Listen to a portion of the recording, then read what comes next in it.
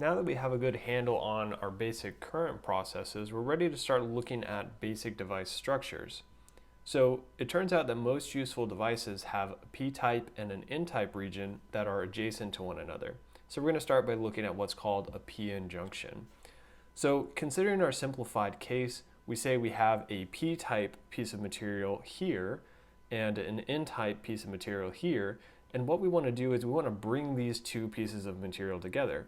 So of course, this isn't necessarily practical or how we do this in practice when we're manufacturing, but let's say simplistically we just want to bring these two together until they're touching and it looks something like this.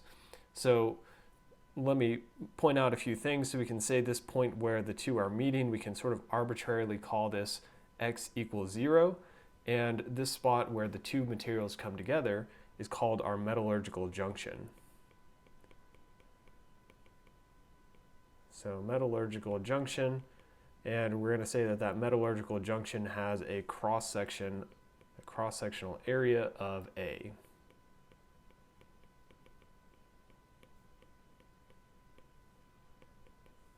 Okay, but ultimately what we want to know is what's happening when we bring together this P and this N-type piece of material. So we want to ask ourselves what happens. So pause the video for a second, see if you can think about some things that might be going on. Of course, consider our most recent videos where we were talking about our current processes and what we know about p-type and n-type materials. So using this sort of x equals 0, let's sort of plot out what our carrier concentration looks like. So we can say that's our x equals 0 point. We're going to have our p region on the left side, our n region on the right side. So here is our x equals 0. This is going to be our carrier concentration on our vertical axis and our distance on our horizontal axis. So again, this is going to be our p-type region over here on the left, and this is going to be our n region over here on the right. So we know that in a p-type region, our majority carriers are our holes. And in this particular case, let's say we have some dopant concentration N sub A for our p side and N sub D for our n-type side. And so what we know is that our concentration of holes is going to be approximately Na in our p-type region, and our concentration of electrons is going to be approximately Nd in our n region.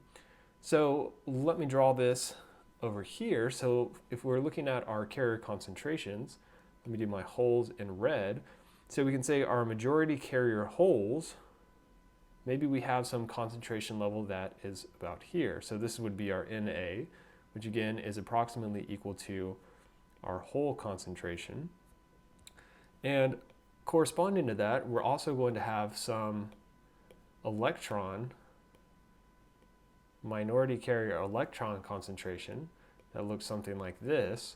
And so this is going to be N sub P naught, which is equal to, from our mass action law, Ni squared divided by Na.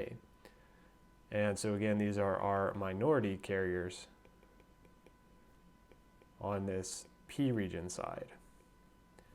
So similar thing over here in our N region. So if we start by looking at our electron concentration, so I'm drawing it such that our Nd is smaller than our Na. So we have this is our Nd, which is approximately equal to our free electron concentration. And of course we have a corresponding hole concentration, and again the holes are our minority carriers in this case. So we have something that looks like this, and these would be our P sub N naught, which is equal to, from our mass action law, Ni squared divided by Nd. And so these are our minority carrier holes.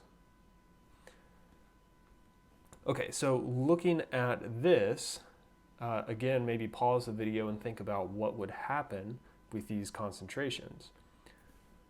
So what we can see is, of course, we have a large disparity between our electron concentration on either side of this junction, as well as a large disparity in our hole concentration on either side of this junction.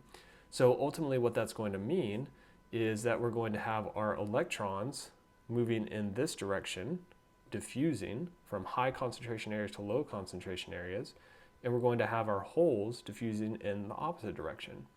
So let me just go ahead and write that here. So we're going to have our hole diffusion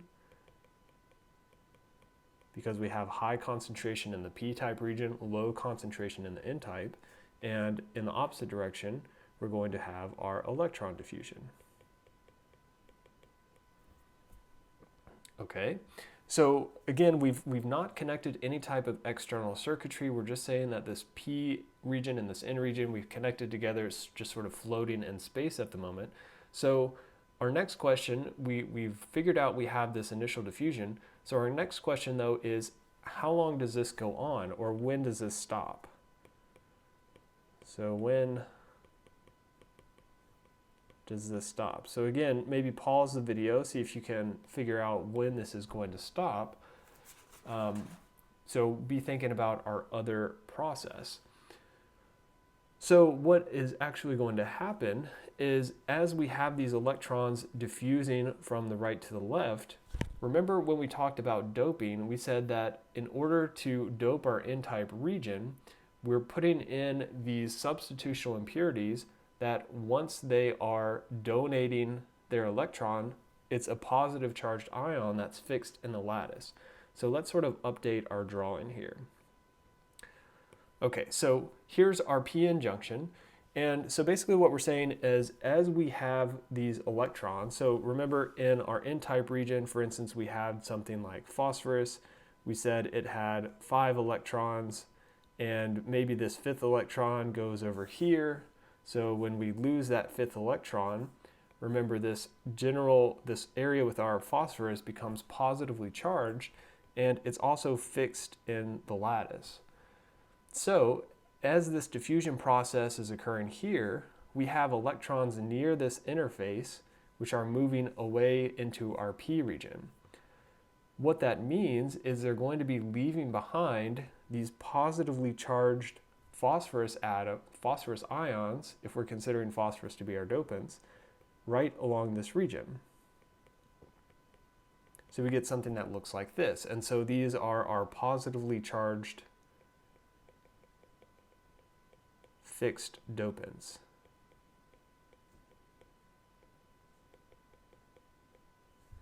And so by fixed, I mean they can't move through the lattice. So we're not going to have any diffusion process related to these dopants.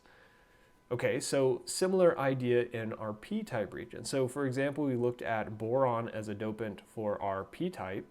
So remember, boron has 3 electrons, 3 valence electrons, and we said that it can accept some free electron that is in our lattice, and once that electron comes here, so once we get something like that, then this boron becomes negatively charged. And so remember that negative charge associated with that boron is fixed. So our boron is a substitutional impurity, it's fixed in the lattice. And so what we have then is, as our holes are diffusing across in this direction from our interface, we're going to have these negatively charged impurity sites. So we get something that looks like this. Okay, so as our holes are diffusing, they leave behind these negatively charged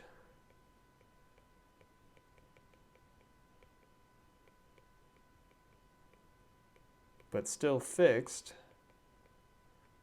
dopant impurities. Okay, and so let's sort of mark off this region now. So let's say, switch to a dashed line. So we have some region here where we've sort of gotten rid of all of the charges that can move easily. And so, of course, now we notice that we have this separation of charges. So we have negative charges on the left, positive charges on the right. And so, of course, anytime we have a separation of charge, that's going to create an electric field. So we have a resultant electric field, E, which is going from right to left. So remember, electric field shows the direction that a positive charge would move. Of course, a positive charge is going to be attracted to the negative charges and repelled by the positive charges. So that's why we can say that this is going to be moving, our electric field is going to be pointing from right to left in this case. So let's think about how this electric field is going to sort of react to this diffusion processes. So our electrons are wanting to diffuse from the right to the left.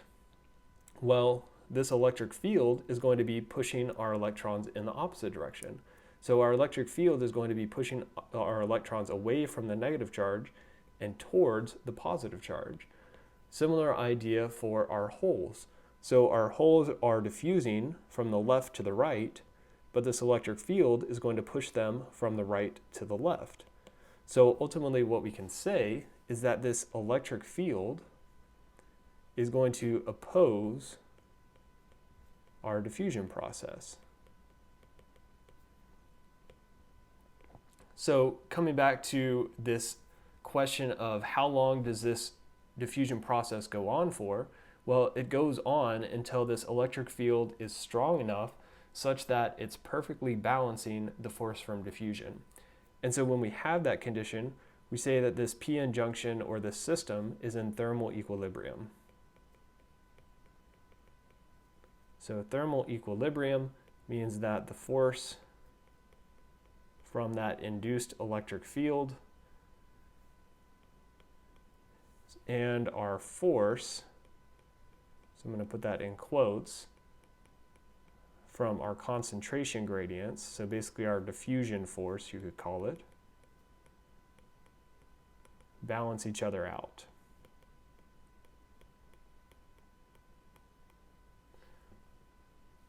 So one other note we're not going to be too worried about, but just some terminology. This area here in the middle, we don't have any mobile charge carriers. So we don't have any free electrons or free holes. We just have these positively charged fixed dopants. So what we call this area is the spaced charge region, or you'll also hear it referred to as the depletion region. And personally, I like to refer to it as the depletion region because that just makes a little more sense because it's depleted of mobile charge carriers. So one last thing we can talk about is that this electric field here is going to result in what we call a built-in potential barrier. So our electric field results in a built-in potential barrier. And so an equation for that, and we're not going to go through and show why this is, but we call this built-in potential V sub Bi. And so this is equal to K sub T over Q times the natural log of Na, so that's the dopant concentration in our p-type region, times N sub D, the dopant concentration in our n-type region, divided by N sub I squared, so the intrinsic carrier concentration of our material. And so of course we can simplify this a little bit. We see that KT over Q is that thermal voltage that we had seen in a previous video. So you can just write that instead. If you know it's room temperature, we can just go ahead and plug in that 26 millivolts. Okay, so now we have sort of a basic idea of what happens when we've joined this P region and this N region. But of course, in engineering, what we're going to want to do is be doing things to this. So the next thing we're going to look at is what happens when we apply various voltages to this p-n junction.